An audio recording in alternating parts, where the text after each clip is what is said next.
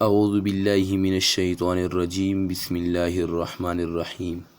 ابن اظہر کے آزاد کردہ غلام ابو عبیدہ رحمۃ اللہ علیہ سے روایت ہے، انہوں نے کہا، میں نے حضرت عمر بن خطاب رضی اللہ تعالی عنہ کے ساتھ عید کی نماز پڑھی۔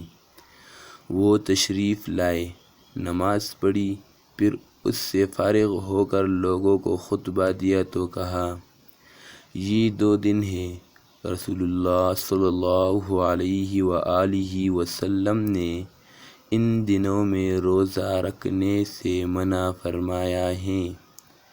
نمبر 1، روزوں سے تمہاری فراغت کا دن، اور دوسرا، جس میں تم اپنی قربانیوں کا گوشت کھاتے ہو۔ سہیل کے والد ابو صالح سمان نے حضرت ابو ہریرہ رضی اللہ تعالی عنہ سے روایت کی کہ رسول اللہ صلی اللہ علیہ وآلہ وسلم نے فرمایا، مسجد کے دروازوں میں سے ہر دروازے پر ایک فرشتہ ہوتا ہے جو پہلے آنے والے کا نام لکھتا ہے۔